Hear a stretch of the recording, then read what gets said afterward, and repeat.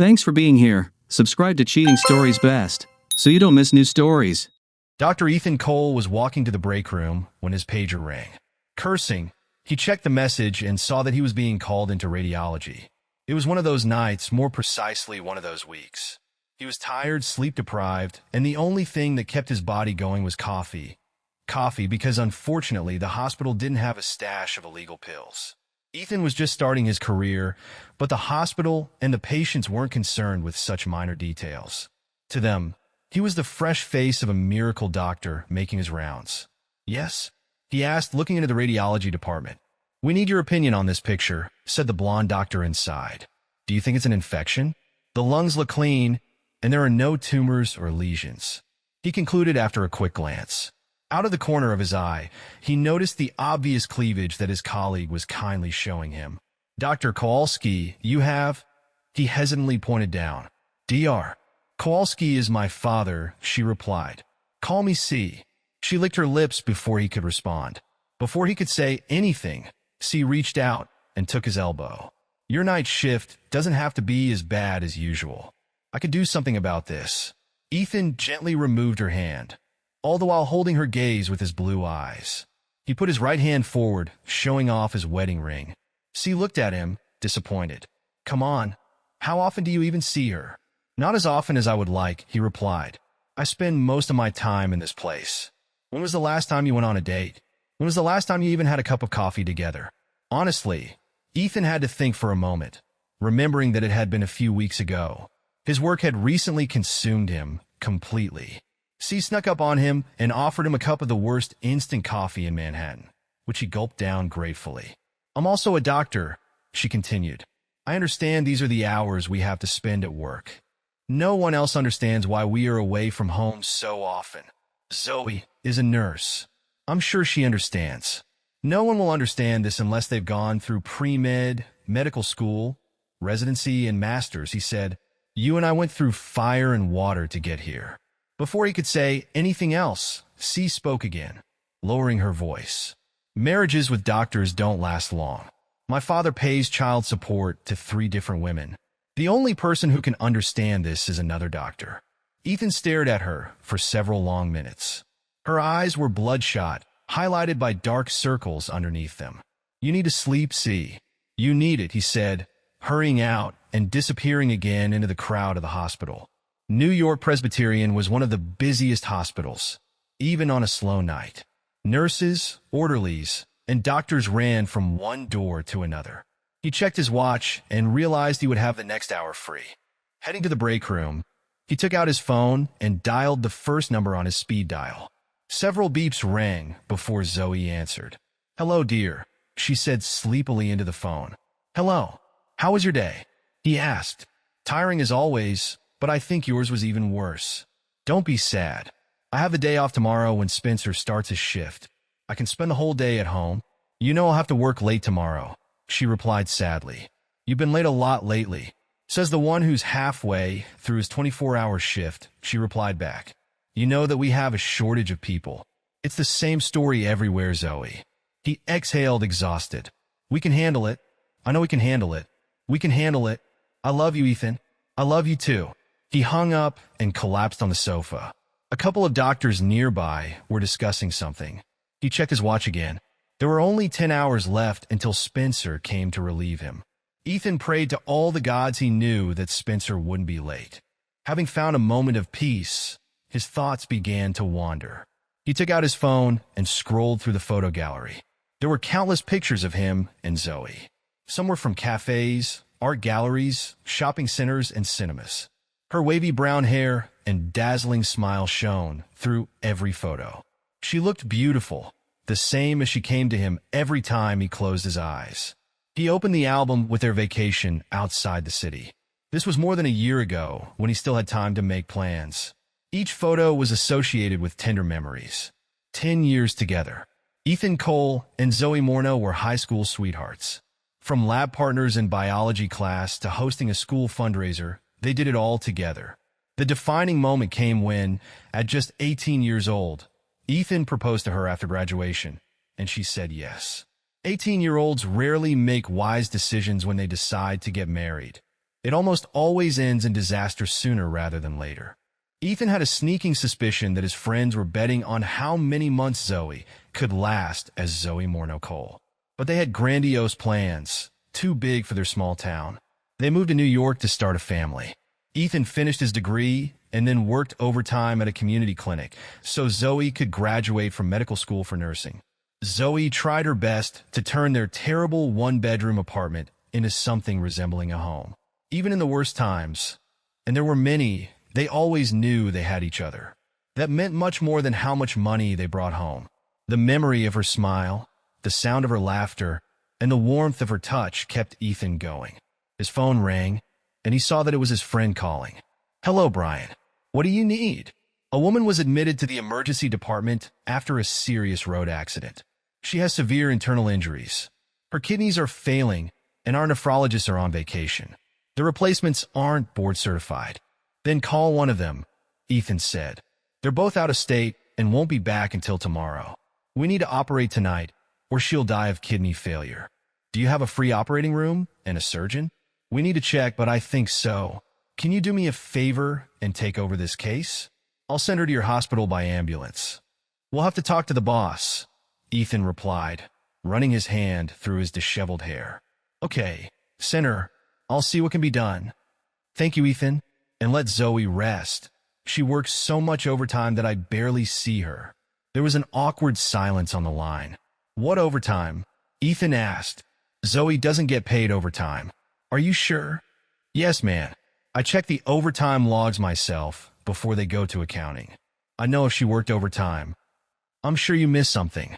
Maybe she works unofficially. The nurses union would rip my head off if I tried something like that. And I like my head. Just check again, okay?" "Okay. I'll send you the patient now and assemble a team." Ethan hung up deep in thought. Something didn't make sense, but his tired brain didn't want to dwell on it. He stood up and got busy preparing the operating room and the surgical team. Probably an error in Brian's notes, he thought. The alternative didn't even occur to him. The doctor who replaced Ethan was half an hour late. Ethan cursed him the entire time he rode the subway home. The other passengers looked at him in surprise. His shabby appearance and exhaustion were obvious, but he didn't care. When he reached his door, he could barely stand. Almost crawling, he reached the sofa and immediately fell asleep. It was far more comfortable than the one in the hospital break room. Their apartment wasn't bad, modest, but a big improvement from their first home in East Harlem. Honestly, any place was better than that spider den with no running water. Fortunately, the worst was over. They'd live here a little longer, and then they'd finally buy a house. Ethan woke up to two sensations: warmth and humidity. He raised his head and saw his wife. "Did you sleep well?" Zoe asked with a smile. "Yes, but I woke up even better," Ethan replied. "When did you get back?" "Just now. I saw you'd fallen asleep on the sofa and thought, what could be more pleasant than waking up your beloved husband?" "You have a good imagination," Ethan said, affectionately stroking her hair. "Now sit back so I can finish properly." Ethan, of course, didn't refuse such a wonderful awakening. He quickly sat more comfortably on the sofa and leaned back. The exhaustion began to melt away, replaced by waves of pleasure. Zoe leaned back on the carpet, looking at him with a flirtatious smile he loved more than anything in the world. "This is how I like to wake you up," she said. "What about dinner out?" Ethan asked, checking his watch and cursing the late hour. "There's a menu on the kitchen shelf with a number for Sichuan Palace. Just don't order too much. I don't have much of an appetite." "But you haven't eaten all day." "I don't know, I guess I lost my appetite from all that coffee." She gave him a stern look. After a moment, he sighed. "I haven't been taking care of myself lately." "I understand, but we both knew what we were getting into," Zoe said, remaining firm. Ethan leaned down and kissed her softly on the lips, then on the forehead. "Everything will work out. Ryder and Matthews will be back next week, and the workload will be lighter." "Okay," she agreed reluctantly, heading to the kitchen to order Chinese food. "I just hope you don't die from overwork before then." Ethan changed into something more comfortable and started switching TV channels.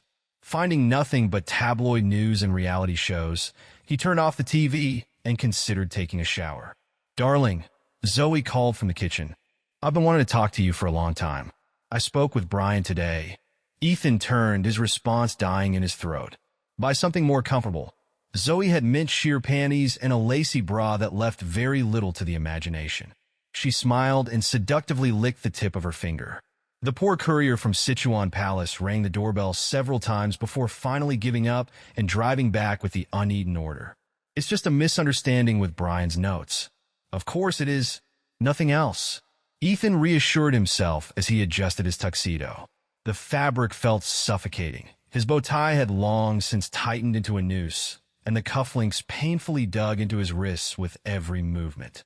A gray-haired man droned on about the wonderful work of the hospital and its ambitious plans for the future. If death from boredom were possible, Ethan would already be on the verge. He noticed several waiters slipping through a side exit, presumably for a cigarette break.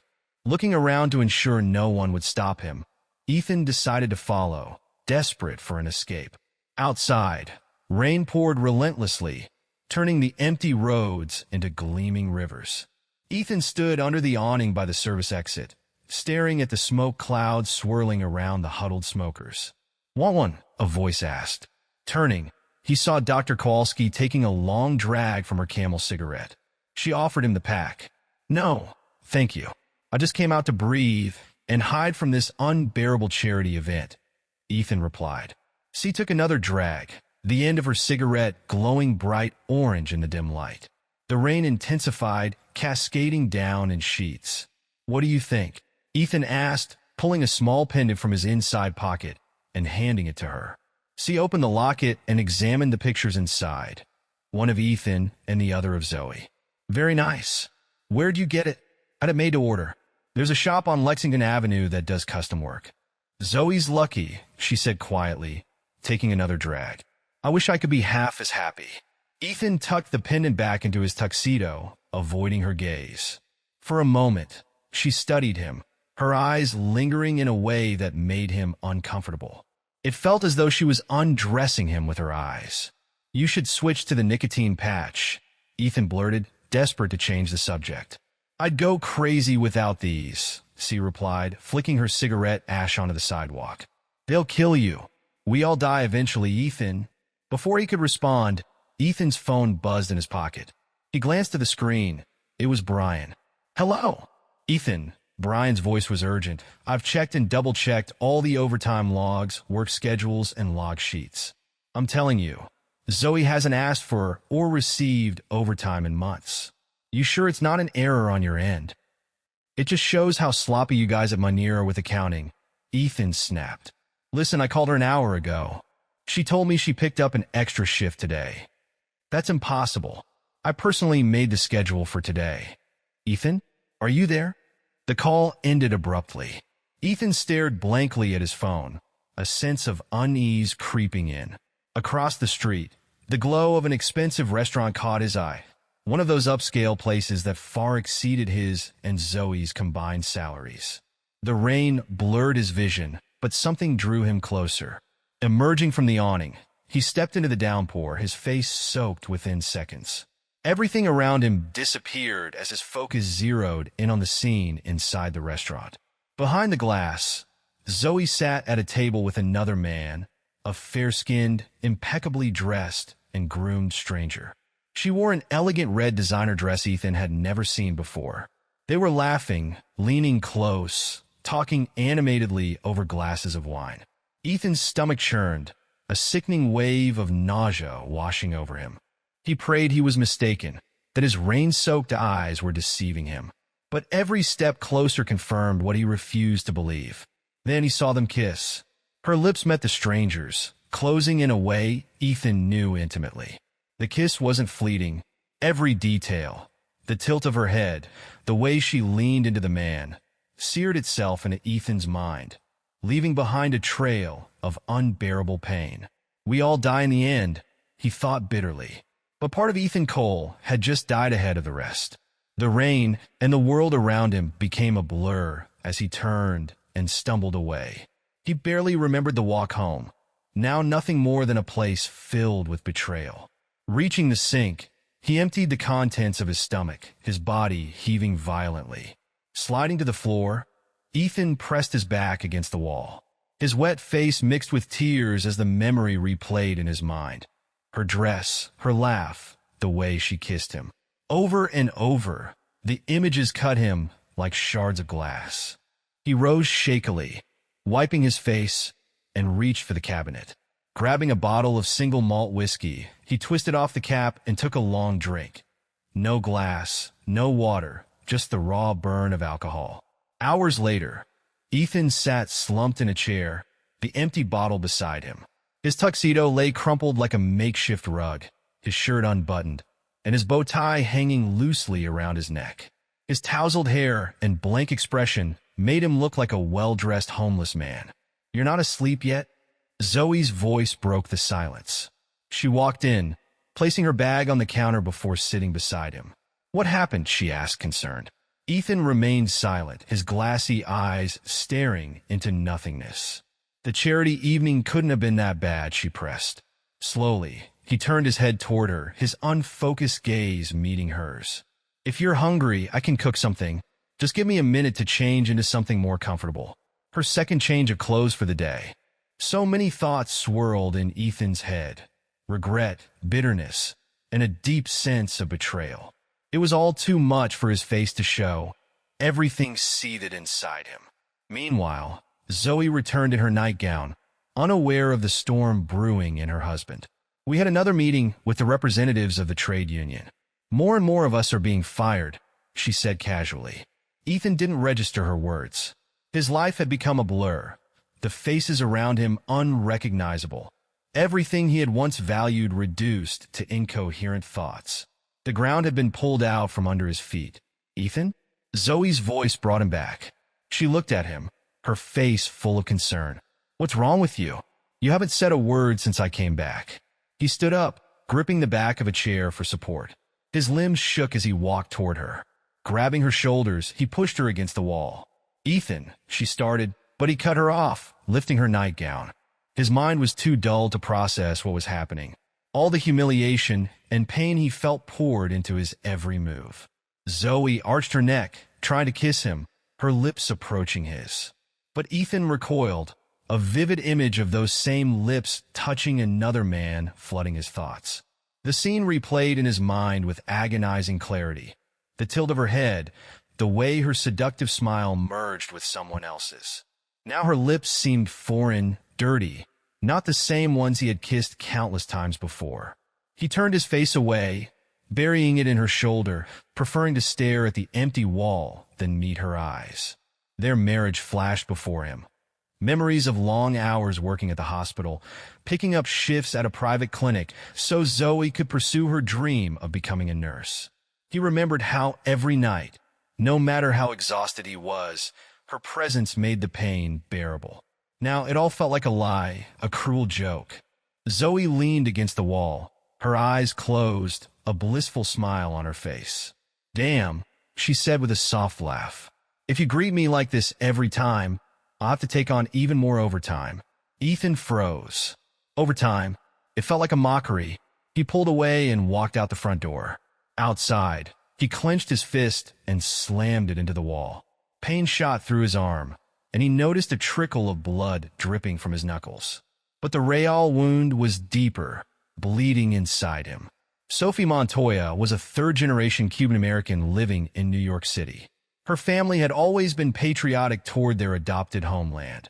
Her grandfather had fought in Vietnam, earning a medal for his service, and her father served in the Gulf War before becoming a police officer. Sophie herself had completed 2 tours in Afghanistan before joining the NYPD. After a few years, she realized her investigative skills could be more lucrative in the private sector. She became a private investigator, later specializing as an insurance investigator for New York Presbyterian Hospital. Her job was to review claims before they reached insurance companies, ensuring the hospitals didn't deceive insurers the same way they often deceived ordinary people. Sophie had a reputation for being excellent at her job, her skills honed from years in law enforcement and private investigations. Occasionally, she still took private cases. Ethan Cole sat across from her, looking like a man on the brink of collapse. "Wait, you think your wife is cheating on you?" Sophie asked, raising an eyebrow. I'm sure of it, Ethan said, rubbing the dark circles under his eyes. And instead of meeting with a lawyer, you came to me? Ethan nodded. Sophie studied his exhausted face with curiosity. You look terrible, she said bluntly. Don't talk. Just listen. She pulled out a small notepad, jotted down a few notes, then looked up. Let me be clear. If you've already seen her kissing someone else in public, she probably is cheating. Are you sure you want me to confirm what you already know? To show you even more than you've seen? Ethan shifted uncomfortably. What are you, my therapist? No, Sophie replied. I'm just a private detective who's seen this situation 100 times. You're not looking for evidence to confront her. You're looking for a shocking truth that will finally make you take off your rose-colored glasses. You want confrontation, you want answers. But let me tell you, sometimes it's better not to see it. You can still get a divorce and move on without witnessing your marriage unravel in front of your eyes. Isn't it already too late? Ethan asked quietly. Not yet, Ethan. So, I'll ask again. Are you sure you want to know? Just confirm whether she's cheating or not, he replied, his voice heavy with exhaustion. Everything you find will be for me, and me alone. Sophie chuckled softly. You're a masochist, Ethan. Do you know that?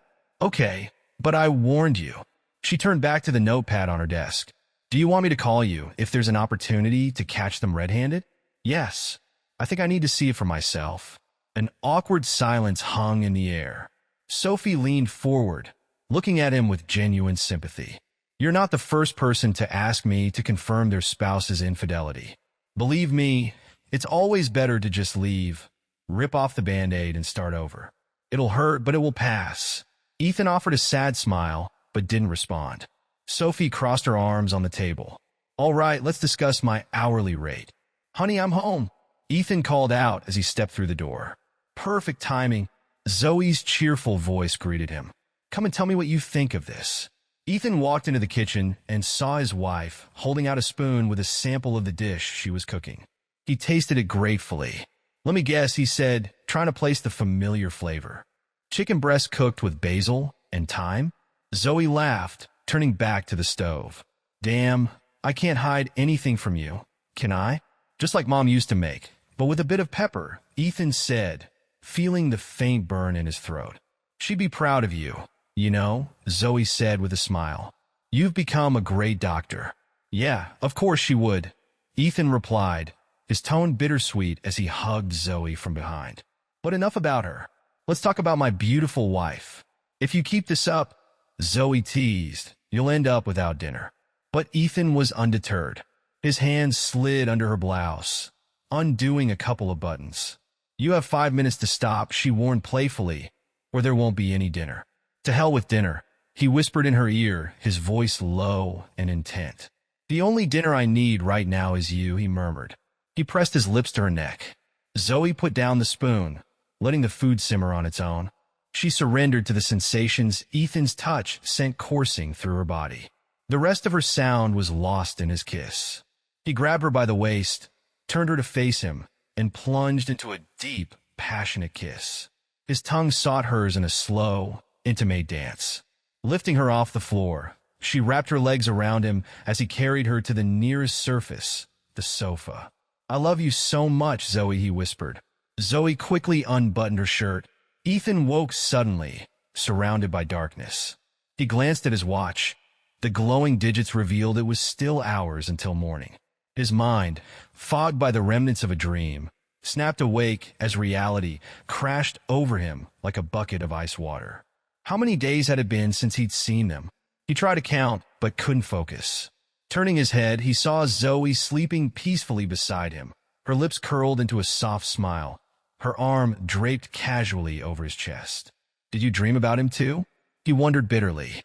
Ethan climbed out of bed carefully, not wanting to wake her. He went to his closet, retrieved a pendant from his jacket, and opened it.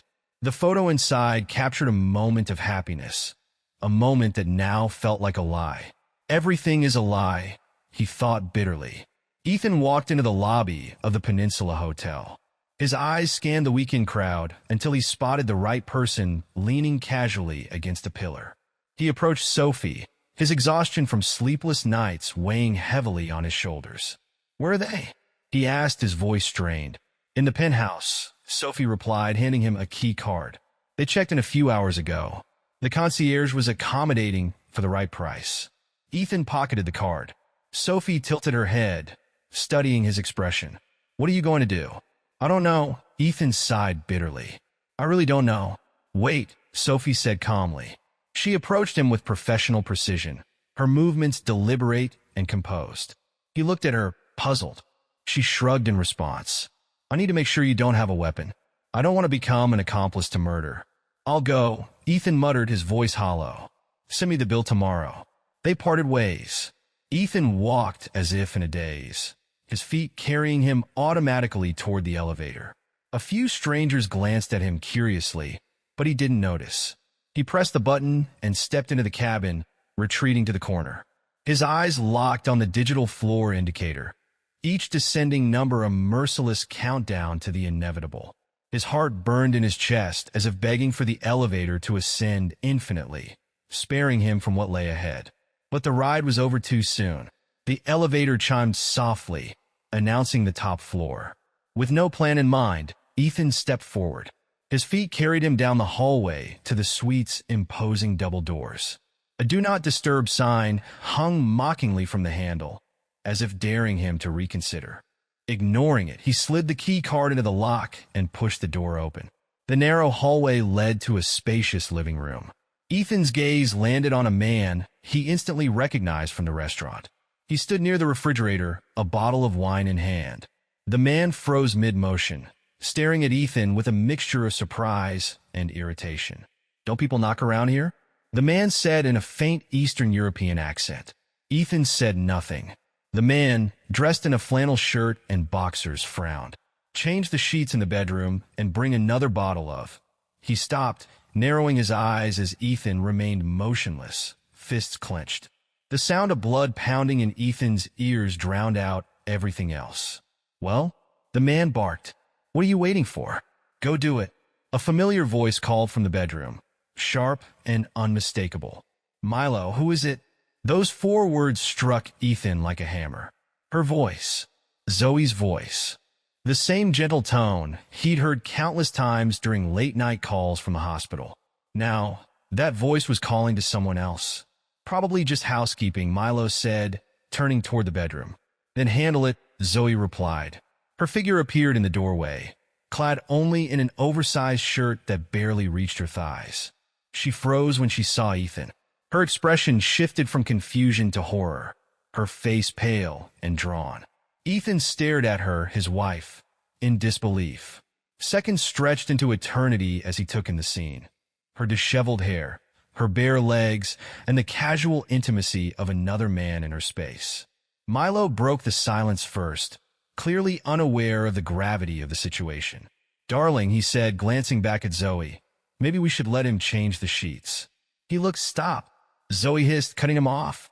Milo, this isn't housekeeping. This is my husband. The word hung in the air like a death knell. Husband?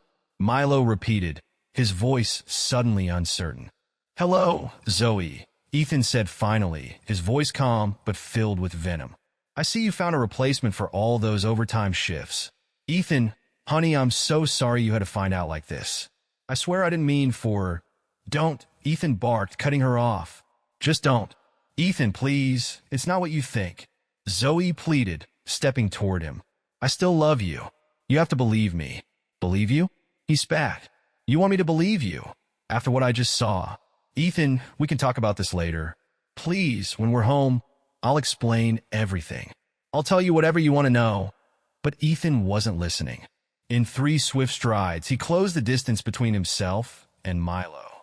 With a powerful swing, his fist connected with the man's stomach, doubling him over in pain. Zoe screamed, clutching her head in panic. There's nothing left to talk about, Zoe, Ethan said coldly. I loved you. I gave you everything, and you threw it all away for this.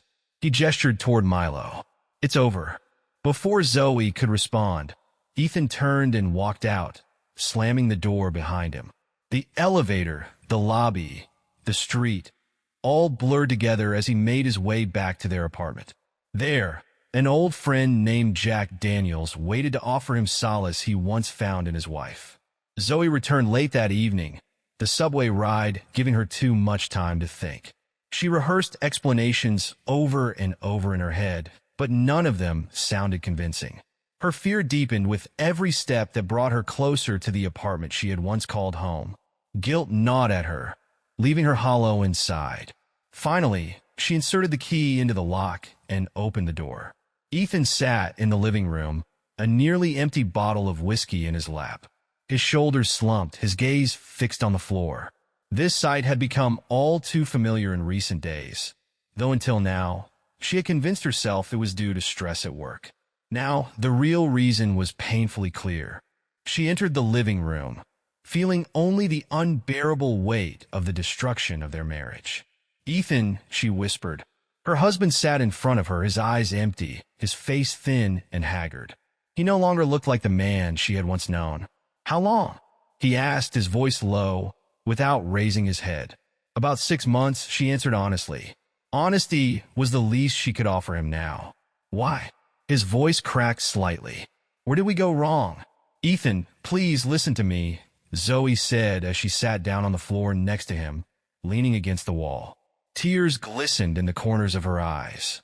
"I was only 3 years old when my parents moved from New York to Greenville," she began, her voice trembling. "Dad was an investment banker who lost his job. They moved to cut costs. That small town was all I knew." Ethan shook the empty whiskey bottle in his hand, his expression blank, as if hoping for one last drop.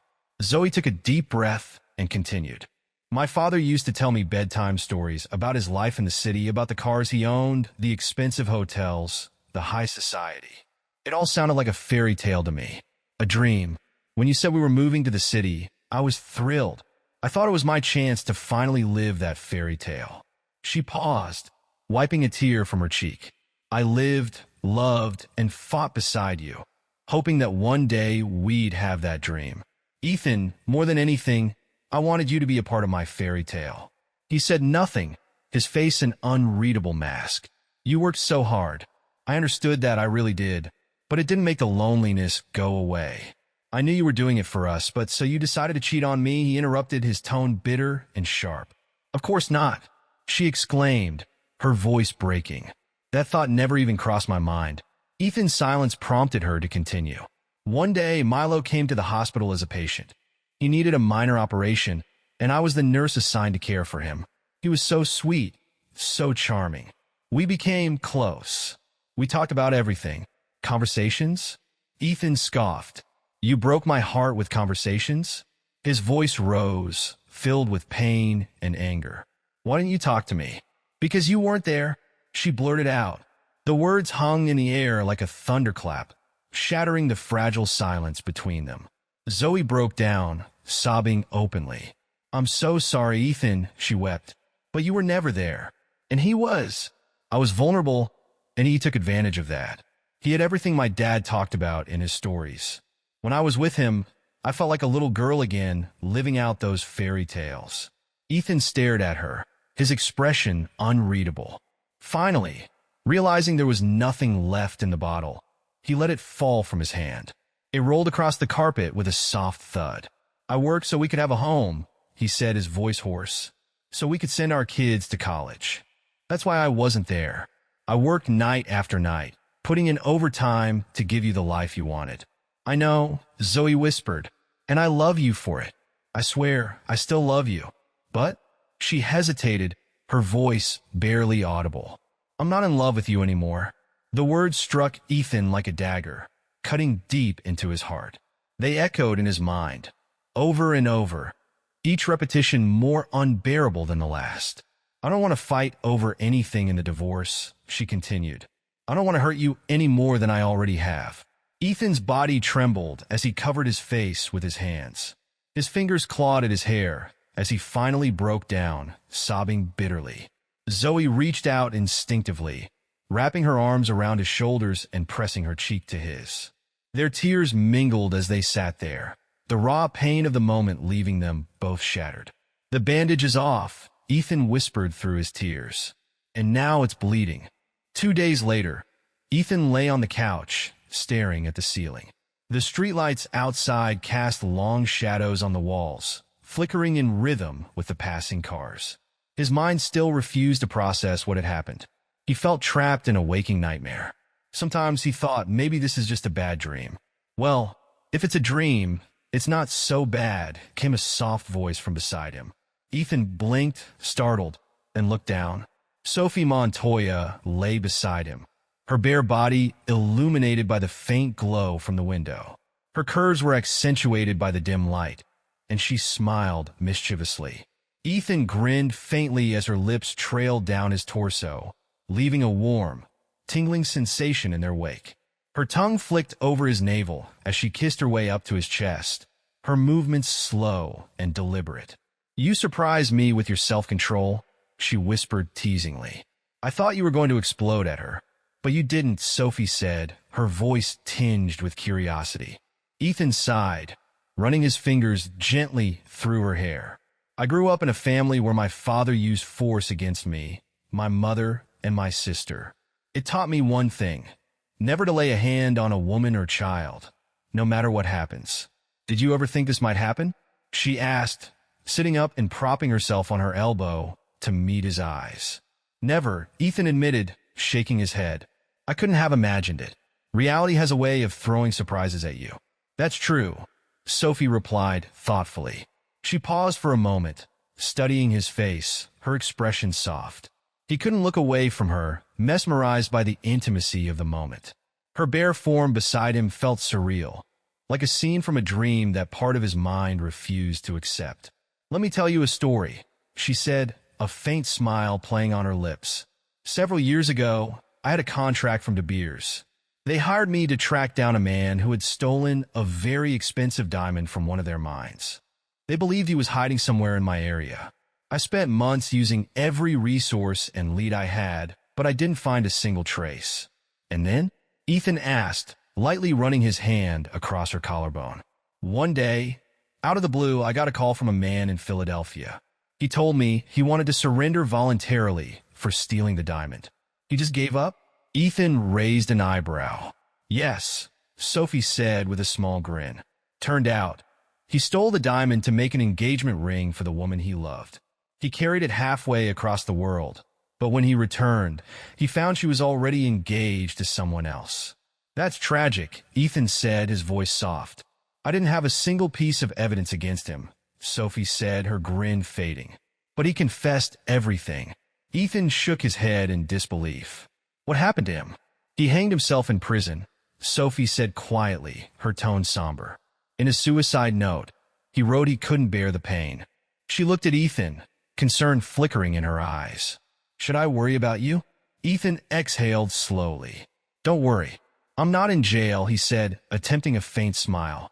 But the pendant in his drawer, with two faces from his past, told a different story. The divorce was quick and, as divorces go, relatively painless. They had no children. Their finances were separate. Zoe was awarded the apartment until the end of the lease in lieu of alimony. And just like that, it was over. 10 years of joys and sorrows washed away with a court decision and 2 signatures. Throughout the entire process, Zoe couldn't bring herself to meet Ethan's eyes. Ethan moved into a small, one-room apartment near the hospital. It was Spartan, a stark reminder of his first home in the city, but it was enough. One of life's cruel truths is that it always goes on. Ethan buried himself in work. He volunteered for every overtime shift, every extra duty, every late-night gap in the schedule. The hospital became his refuge, a place where exhaustion numbed the ache in his heart. Finally, his boss had to forcibly send him home, insisting he take a break for his own good. Reluctantly, Ethan wandered the city streets. Each corner seemed haunted by memories of Zoe. The park bench where she'd waited for him when he was late. The food truck that made her favorite quesadillas, even at 4 a.m. The jewelry store where he'd surprised her with sapphire earrings for her birthday. St. Catherine Park, where they had once walked hand in hand under the moonlight. His aimless steps brought him to an unfamiliar street. On East 72nd, he noticed an unusual bar with a bright green facade and a neon sign that flickered above the entrance. Jade Bar. Curiosity got the better of him, and Ethan stepped inside. The bar was cozy, with only a handful of patrons scattered throughout. Most were in groups of 3 or 4. A mix of lively students and mature ladies celebrating what looked like a bachelorette party. Ethan took a seat on an overstuffed bar stool and soon caught the attention of the bartender, a friendly Chinese-American woman in her early 20s. "Hi, I'm Jade," she said with a warm smile. "Jade, like at the Jade Bar." "I know, not very original," she added with a light laugh. Ethan glanced around at the tastefully decorated interior. "The bar definitely fits the theme," he noted. The walls were covered in vibrant green panels, and small jade figurines adorned the seating areas, giving the space a unique charm. "Thank you, kind sir." Jade bowed playfully. "So, what should I pour you?" "Whiskey. No ice.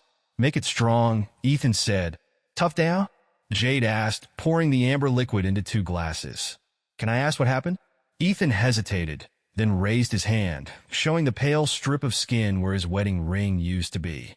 "Ah," Jade said softly. "Sorry. How long ago?" "A few months," he replied, taking a sip of his drink. "What went wrong?" Ethan sighed. "I don't know. I wish I knew." "Cheer up," Jade said, placing a comforting hand on his shoulder. "Being alone isn't all bad. I'm sure the women are already lining up for you." Ethan gave a dry laugh. "I haven't exactly had time to notice." "Well," Jade said with a playful grin, "good news. There are at least 3 people in this bar watching you right now. And they all look interested." "Where?" he muttered, not bothering to turn around. Jade said, pursing her lips as she scanned the room. "Let's see. There's a girl celebrating her last night of freedom before marriage. She's already looked at you twice." "Pass," Ethan replied flatly. "Next?" "Okay. There's a group of older ladies at 10 o'clock. 4 of them are nudging the 5th one to come over to you." Ethan stole a quick glance over his shoulder and groaned. "God, that lady's older than my mother. Imagine what she looks like without makeup in the morning." He took another sip of whiskey. "Who's behind door number 3? Jade craned her neck. "Oh, this is interesting. There's a couple at the far end of the bar. The husband's been whispering to his wife and pointing in your direction for the past few minutes. She looks intrigued too." "What?" Ethan asked, startled. "I'm pretty sure they're about to ask you to sleep with the wife while the husband watches," Jade said confidently. "Do people really do that?" Ethan asked, his eyes widening. "More often than you'd think," Jade said with a smirk. "I've seen it here plenty of times." "Pass," Ethan said firmly, draining his glass in one gulp. "How about another round?" "I don't think so," Jade said, setting the bottle aside. "Are you cutting me off? Am I that drunk?" "Not quite," she replied with a teasing smile. "But if I'm taking you home tonight, I'd rather you weren't half unconscious." Ethan raised an eyebrow, his lips curving into a faint smile. Jade leaned closer and whispered in his ear, "I close in 45 minutes." As the bar emptied, waiters and security helped usher out the last overly intoxicated patrons, even hailing taxis for them. The married couple moved on to another bar, still searching for their ideal gaming partner. Jade finished helping her staff stack chairs and tables, then handed each of them their pay for the night. "Well," she said, turning to Ethan with a mischievous grin. "Where were we?" "All right. This is the part where I take you home and help you forget about your ex-wife." She flagged down one of the last remaining taxis, and they climbed in. In the car, there were clumsy, half-hearted attempts by Ethan to unbutton her shirt, but his drunken fingers betrayed him. Jade laughed and swatted his hands away. Once they arrived, she guided him up the stairs to her apartment. Inside, the details of what followed blurred in Ethan's intoxicated mind. He stumbled and laughed for no reason as Jade dragged him to her bed. She was far more sober and took the lead, effortlessly removing his shirt and trousers. She licked her lips in anticipation. Jade gently traced her fingers down his neck, her lips following, leaving soft kisses on his skin. Ethan sighed softly, immersed in his thoughts, his gaze fixed somewhere in the distance, as if memories from the past occupied his mind. Jade took her time, her touches soft, her fingers tracing circles on his skin. She paused for a moment, observing Ethan, who, although physically close, seemed mentally miles away. That didn't stop her, though. She kissed him, trying to get his attention. Ethan finally snapped back to reality, watching her movements but still maintaining a distant demeanor. Jade continued to touch his lips and cheeks, trying to bring him back to the present. Their eyes met, and for a fleeting moment, a spark ignited between them. But soon, Ethan was lost in his thoughts again. The room fell into silence, broken only by the gentle sounds of their breathing. Jade tried to create a moment of intimacy, but realized that Ethan remained distant. Still, she stayed close, giving him space to sort out his thoughts while continuing to gently touch his face and hands, trying to create an atmosphere of warmth and understanding. Sweaty and panting, Jade collapsed on her lover. Ethan looked at her and kissed her cheek. Seriously? Is this all I get? Ethan turned on his side and pulled her closer, peppering her with kisses along her cheek and jawline. Finally, he reached her lips and kissed her deeply. "That's better," she said, settling comfortably next to him. I immediately realized your thoughts weren't here." "Sorry," he apologized. "I drank too much, and not much time has passed since the divorce." "That too," he admitted. "You seem like a nice guy," Jade said, stroking his face. "I can't imagine why your wife left you." She noticed the pained expression on his face and knew she had struck a nerve. "Divorce guys come to my bar all the time. They're all similar. Either they've already moved on or they're trying to." "Did you help them all move on?" "No, you're special." "Honey," Jade said with a smirk. "First of all, you didn't try to hit on me the moment you sat down." "It's hard to move on," Ethan sighed. "It's like admitting that the last 10 years of my life were nothing more than a lie. 10 years in which I loved my wife more than anything. I'm still struggling to accept that it's really over. I can almost hear my father and sister saying we told you so." Jade took his hand and kissed the back of it. "Look around," she said gently. "People have serious problems. Can you imagine what the world would look like if everyone lived their lives buried in their past mistakes? Moving forward is part of the healing process. You have to accept that." Ethan pondered her words.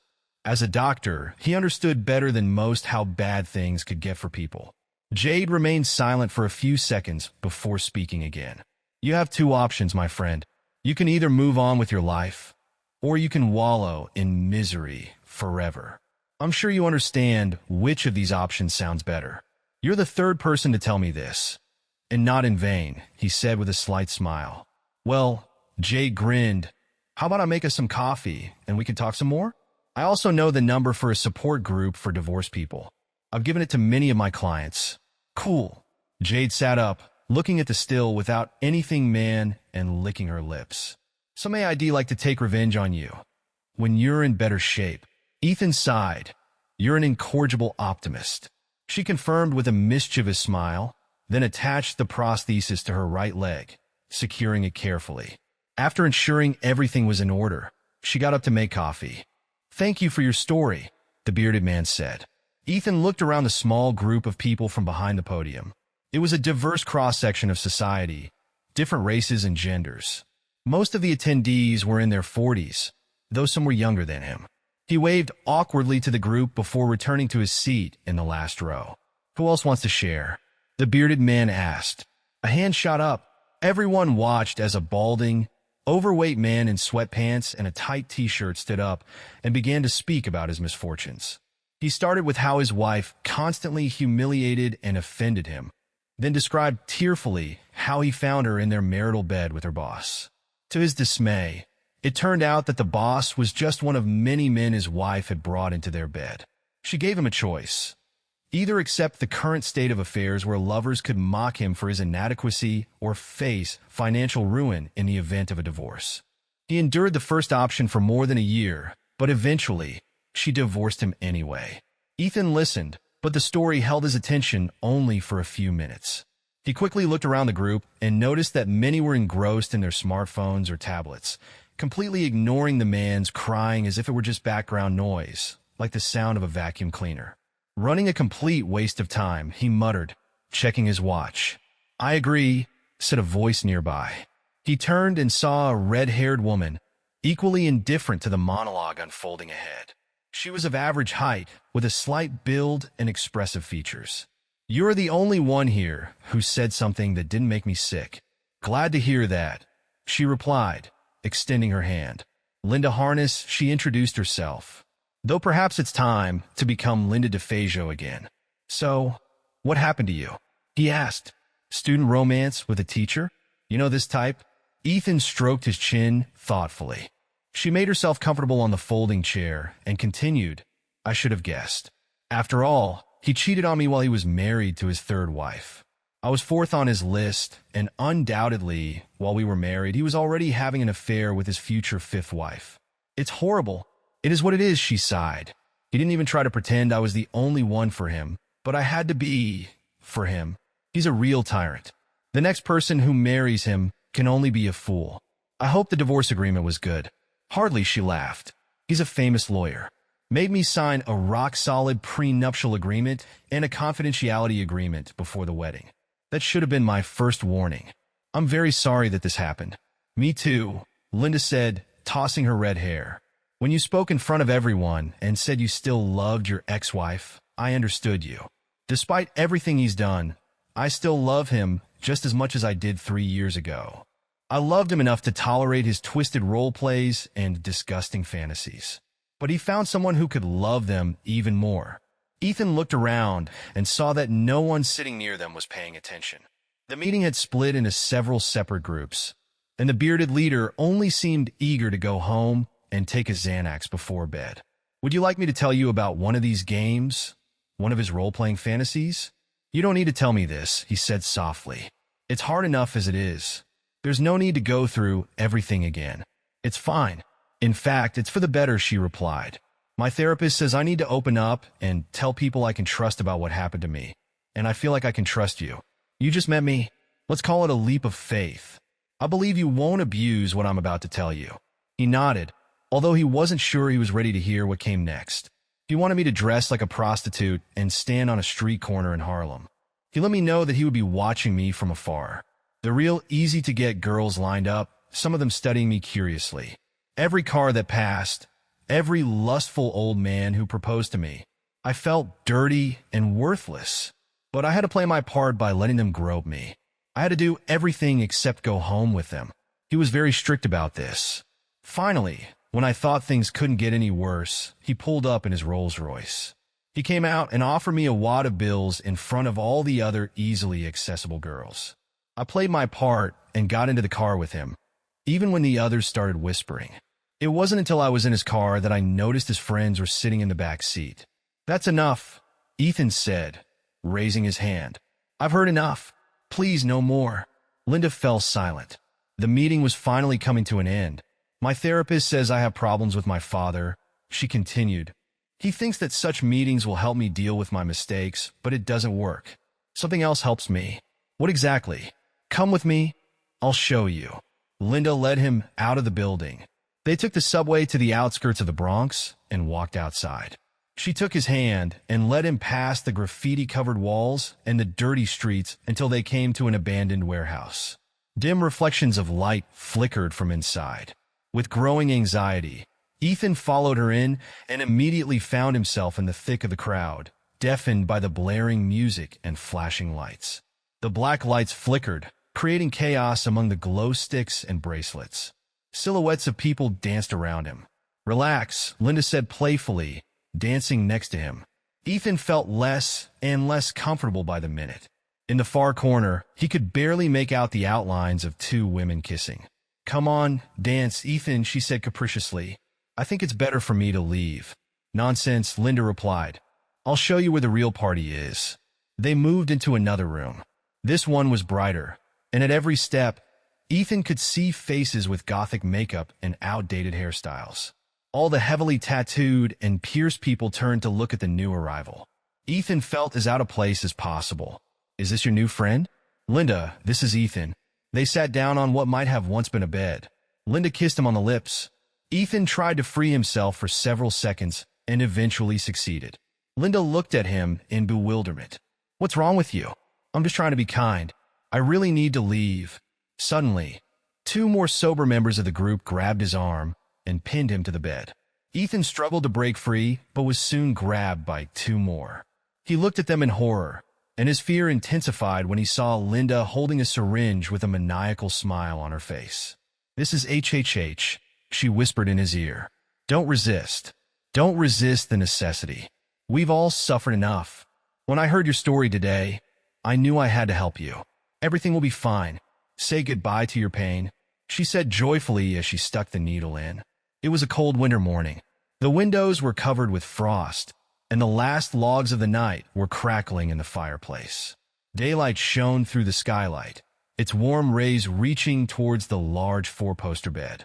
Ethan pulled off the thick blanket. The plush mattress literally absorbed him in its warmth. He turned on his side and saw Zoe's head peeking out from under the blanket. She smiled in her sleep, her fair skin and chestnut curls illuminated by the sun's rays. He reached up and tucked a strand of hair behind her ear.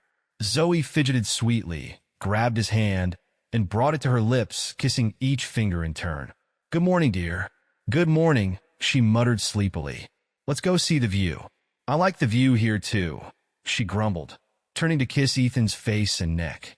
They kissed long and tenderly. Despite her protests, he lifted her from the bed and carried her to the wooden balcony. She rose to her feet and gasped as she saw the snow-capped peaks turn a dazzling yellow in the morning sun. The cold air enveloped them in a damp grip. "I'm delighted." She squealed like an excited child and jumped into his arms. The impact sent Ethan falling onto the hard wooden floor, and Zoe kissed him again. "Happy anniversary, Zoe." The warm rays of the sun gradually dissipated the fog in his mind. The forest house on the snow-covered mountain dissolved, giving way to a damp, destroyed warehouse. Ethan felt his body and realized he wasn't wearing any clothes. He shook his head, trying to shake off the remnants of his trance. There were bodies around him. He felt skin beneath him. He looked down and saw Linda DeFajo lying on the cold floor, her red hair spread out. Her glassy eyes stared at the ceiling, and her hand lay limply on the floor. Instinctively, Ethan checked her neck for a pulse. There was none. Linda DeFajo is finally free of her demons. She would no longer have to submit to the perverse whims of any man. As she was now, Ethan felt nauseous. His stomach felt like it was filled with lead, and the room began to spin and tilt in front of him. He struggled to his feet and leaned against the wall, his headache feeling as if it had been hit with a hammer. Taking a few deep breaths, he tried to come to his senses and looked around. There were other bodies around him. Some of them barely moved, others lay motionless. Ethan checked the pulses of several people, finding them alive. He saw a pile of abandoned clothes against the wall and began to rummage through them. Some of the bodies had serious wounds from needles and sharp objects that had torn the skin, and he provided first aid using improvised tourniquets. Finally, he found his clothes and mobile phone. It was late afternoon when he finished giving his statement to detectives and was examined by medical staff. According to him, it was a new street mixture of banned substances with lethal side effects. He was lucky to survive. Ethan walked out of the building, staggering. The sun was too bright, and he covered his eyes with his hand. He sat down on a bench near the embankment, covered his face with his hands, and began to cry. Nothing else mattered to Ethan. He had hit rock bottom. Tears ran down his hands and dripped onto his forearms. Passers-by glanced at him, but he did not stop crying.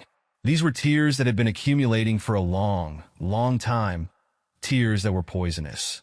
Finally, he allowed the poison to come out. He took out his phone and made a call. Several rings passed before a surprised voice answered on the other end of the line. "Though you were right," he murmured, finally accepting the need to move on.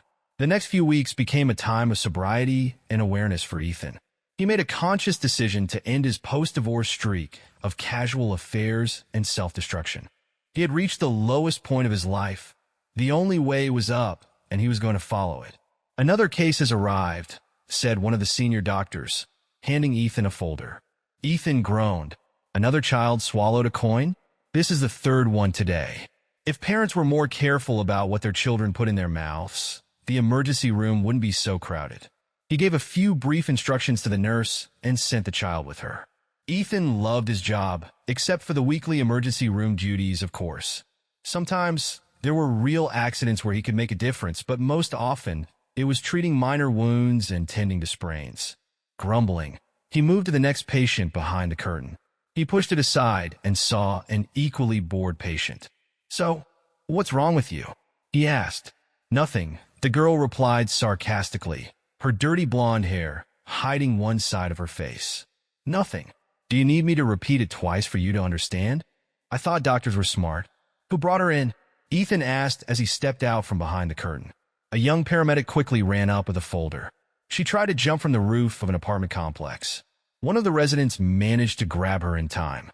"Nothing serious, just a couple of cuts and bruises, but we need to keep her for a psychiatric evaluation." "I didn't try to jump from the roof, idiot," came the voice from behind the curtain. "I'll deal with her," Ethan said. He took the folder and returned to the room. "So, Miss Pendergast," he read from the first page, "do you like standing on the edge of the roof for the sake of the view?" "Yes," she shouted irritably. "I was looking for a good angle to take a bird's eye view when this stupid well-wisher pulled me back for a photo." "Wait," she said, pulling out a large bag from under the bed.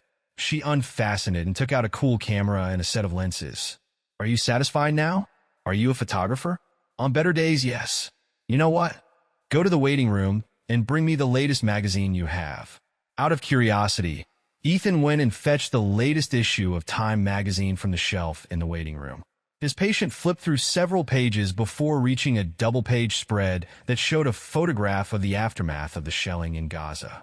She smiled and pointed to the tiny signature in the corner. "Samantha Pendergast," she said. "Yourself. If you want to get to know me better. Are you filming for Time?" "I'm actually a freelancer, but I've submitted materials to Time, National Geographic, and even some decent newspapers. They call me when they need something memorable." Ethan sat down next to her and lingered for a moment.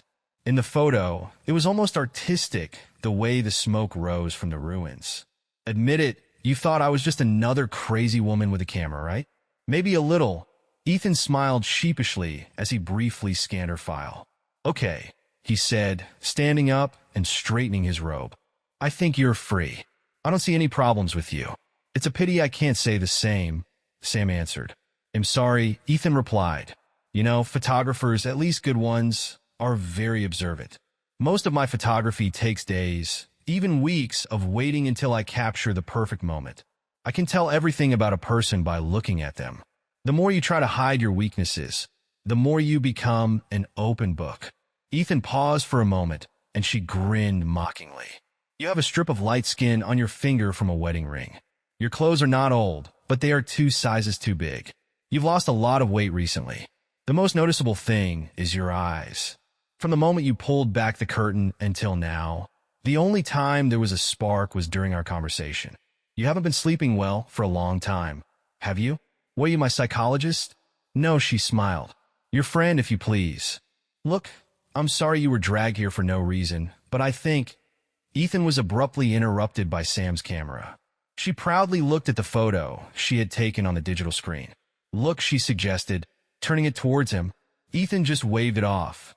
"This is my blank canvas now," she said. "I'm going to make you look a lot better, and then we'll take another photo, something like a before and after. I'm flattered by your enthusiasm, but I'm not in a state for other relationships," he finished for her. "Me too," she replied.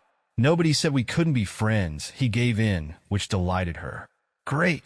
I have an extra ticket to the launch of Neil deGrasse Tyson's new book at the Strand this Saturday." "More precisely." "No, but I'll get it," Ethan replied, looking at her in complete bewilderment while she calmly made plans for the weekend. Sam saw his confusion and burst out laughing. "If you think I'm special, wait until you get to know me better. How do you like it now?" "I'm even more confused about black holes than I was after watching Interstellar," Ethan said, as he and Sam walked along Fifth Avenue. Ethan put his hands in his pockets to protect them from the cold air. Sam was wearing a scarf wrapped around her neck and a sweatshirt from the R.H. Island School of Design. "But you must admit, it's exciting, the thought of what could be out there, so far away that no one will ever see." Ethan's phone rang. He glanced at the screen and rejected the call. Sam noticed but decided not to interfere. "I looked up information about you," he said. "You didn't mention the Pulitzer Prize." "I'm flattered," she smiled. They reached Washington Square Park. The sidewalks were dotted with street performers, from spontaneous artists to jugglers and musicians. Sam laughed and handed out tips to everyone she passed. Ethan stopped to admire a pair of mimes skillfully enacting a scene. "Don't let the situation fool you," he said. "There are some truly talented people here." "A painting for a couple?" suggested the cheerful young artist. "Actually, we're just—" Ethan started, but Sam interrupted, giving him a stern look. She dragged Ethan toward the artist while the painter set up her easel and palette. "A little to the right. Now, hug her. That's better," exclaimed the energetic girl with a ponytail and got to work. "While we wait, why don't you tell me about yourself?" Sam suggested. "Shouldn't a real photographer be able to guess for himself?" He joked. Her dissatisfied look immediately stopped him. Ethan paused and finally began to speak. "Born and raised in Greenville, a town in the northern part of the state. Immediately after school, I moved here with Zoe.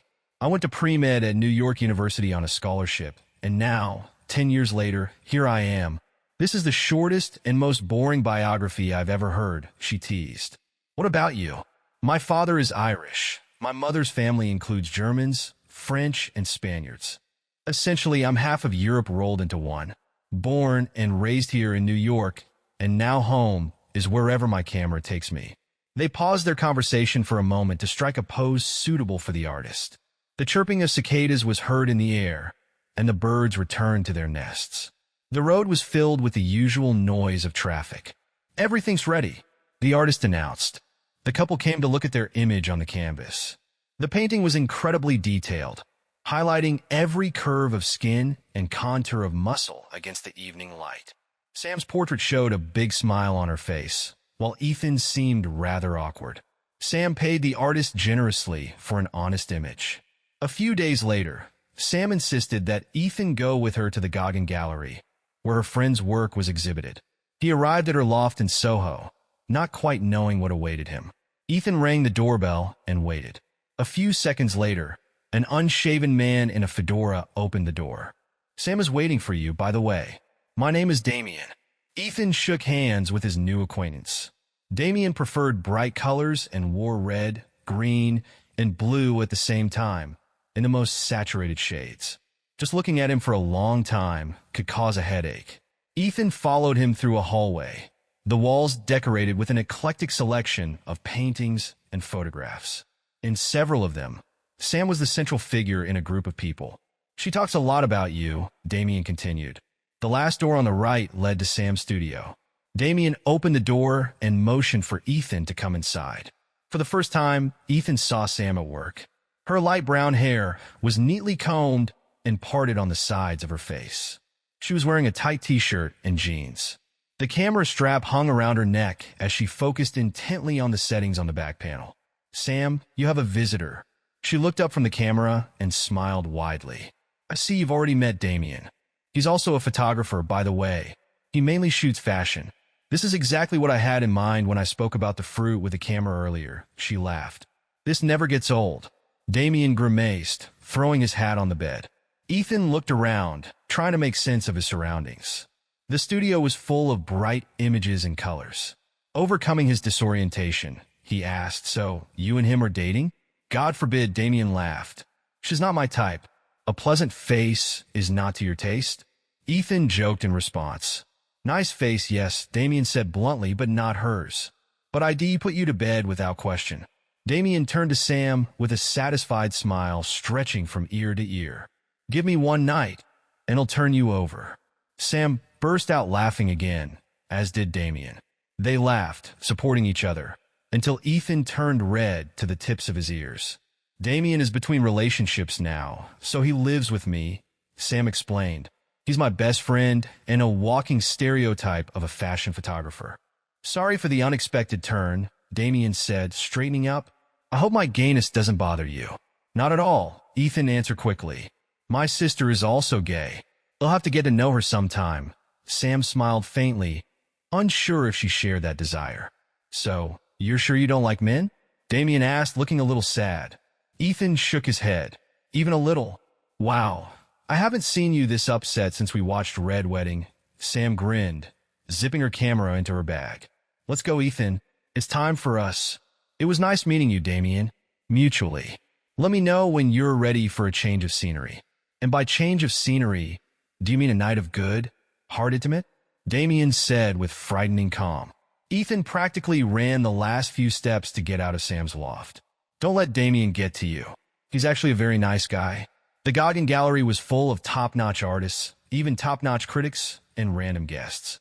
No matter how hard Ethan tried, he couldn't see anything special about the onyx sculptures of huge faces, but they received rave reviews from everyone present.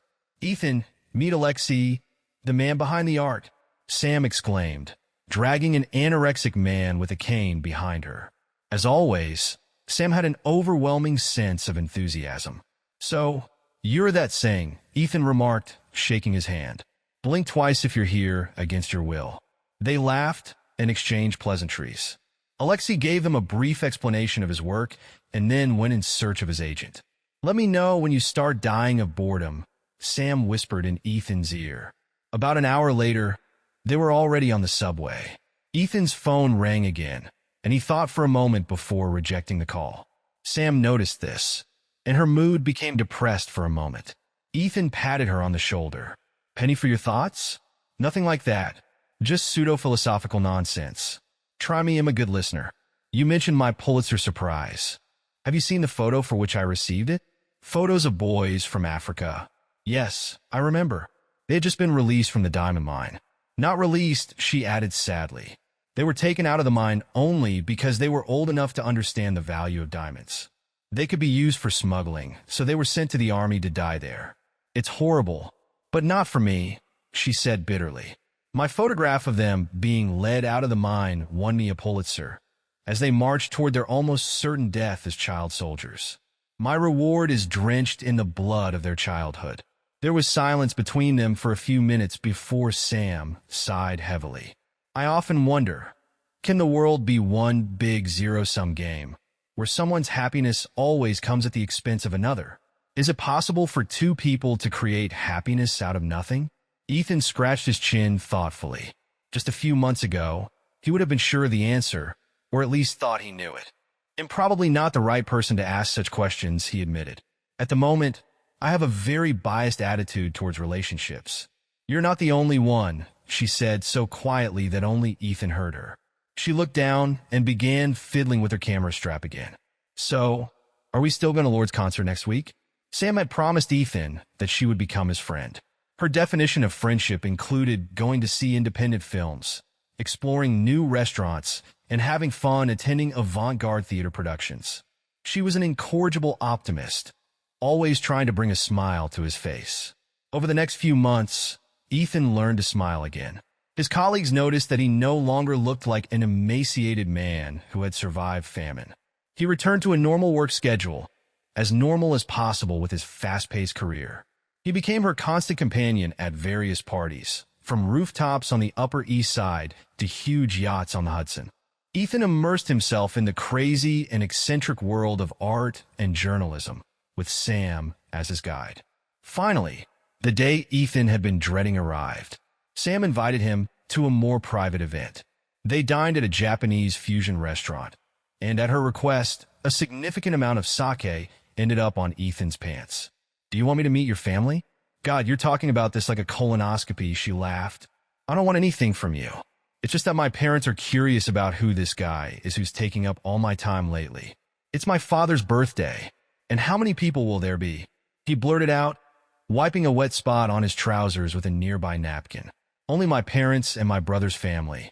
My brother is currently serving in Iraq, but his wife and daughter will be there. These are the nicest people you'll meet. I'll have to take your word for it, he muttered, desperately trying to save his trousers. He lowered his voice and asked, don't you think this will give the wrong impression? No one will think that we're dating. How can you be so sure? Sam put down her fork and took a deep breath. For a moment, Ethan saw the same depressed expression he had seen on the subway. Internally, he cursed himself for his lack of timing. Sorry, he quickly added. You don't need to explain anything. Thank you. I just have good reasons not to return to such relationships again. Before Ethan could apologize again, Sam gave him a familiar smile and asked the waiter to bring a new bottle of sake. Stop acting like a girl. You look great. Ethan sat in a rental car a block from Samantha's brother's house, making sure his tuxedo fit just right. It was a pleasant house in Westchester on a quiet suburban street. Samantha finally convinced him that he looked decent.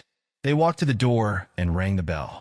2 sets of footsteps were heard, fast and light, and the step of an adult. The door swung open, and standing in the threshold was a little girl who seemed to be no more than 3 years old. "Unsum!" She screamed and jumped into Samantha's arms. Samantha picked up her niece and began kissing her all over her face. "Lana, it's been so long. You've become an even more charming princess than I remember." She put the girl on the floor, but continued to hug her tightly. A pleasant-looking brunette appeared. "Lana, give your aunt a rest, okay?" she said. "Everything's fine," Samantha affirmed, still holding her niece in her arms. "And you must be Ethan," the woman said, holding out her hand. "Imtaya. I'm sure I've already told you everything."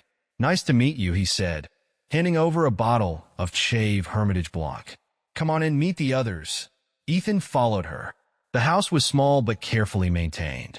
The walls led to the kitchen and dining room and were decorated with many photographs. He stopped in front of the central wall and noticed a photograph in an elaborate frame. It was a photo of Samantha, her niece, sister-in-law, and presumably her parents and brother. Her brother was dressed in military uniform with many awards and medals on his chest. "Don't let his photo fool you," Samantha said. "There's a funny guy behind all that military decor." Ethan turned around to see Samantha holding out her hand to him. He took her hand, and she led him to the dining table, where there was a huge Belgian chocolate cake with countless candles. He greeted Samantha's parents. Despite their age, they looked surprisingly cheerful. "Quick, let me blow out the candles before Ethan can count them." There was laughter as Samantha's father blew out all the candles in 3 attempts. He cut the cake into 4 pieces and fed it to the 3 women who were waiting in line. Lana took the last piece and smeared it all over her face. "Lana," sighed her disapproving mother. Before anyone could stop her, she took her daughter to the bathroom. "So Samantha told us that you are a doctor," Samantha's father remarked. "Yes, sir," he confirmed. "I specialize in traumatology." "Stop calling me sir," he laughed. "It's my birthday, don't make me feel older." Thea returned with a tray full of light snacks. Samantha took the initiative and opened a bottle of wine, pouring it into 5 glasses. "Do you work in the city?" Samantha's mother asked. "At New York Presbyterian. The other day, I received an offer from Mount Sinai. There, I will have more opportunities." "That's worth a drink," Thea said and raised a toast. "Do you have your own housing in the city?" "They say finding an apartment is hell. For now, only a small apartment near work. If I plan to invite you to visit, they'll have to find something better." "That would be fun." Cookies and baked goods disappeared within minutes. Talia carefully went to replenish the tray and sat down on the couch next to Ethan. "James told me that this is his last tour. He has already found a job with a private security firm run by his former army friends." Everyone took another bite of food as little Lana climbed onto Samantha's lap. "When will Dad return?" "I'll be back very soon, Lana, and this time for good." Lana clapped her hands and screamed with joy. Samantha lowered her head and kissed her all over her face again. "Samantha is very close to her brother," Samantha's mother told Ethan. "They were inseparable since childhood. There was not a single secret that one of them didn't know about the other." "Why don't we show him the recording?" suggested the father.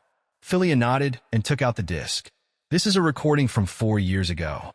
The TV screen came to life. The first scene showed Samantha's parents whispering to each other. The camera moved to the courtyard, where a large party was taking place. Philia, visibly pregnant, poured drinks and chatted with her friends. The camera panned to Samantha, who was trying to focus on a squirrel sitting nearby. Then the camera cut back to Samantha's parents, who were gesturing toward her, and then back to Samantha with her camera. Suddenly, a large man appeared in the frame and lifted her into the air, spinning her in his arms. Samantha screamed with joy before returning the hug. The guests at the party gasped, and Thea rushed to hug them. There was applause. Captain James Pendergast had returned early from his tour. The camera captured his face sandwiched between the identical smiles of Samantha and Thea.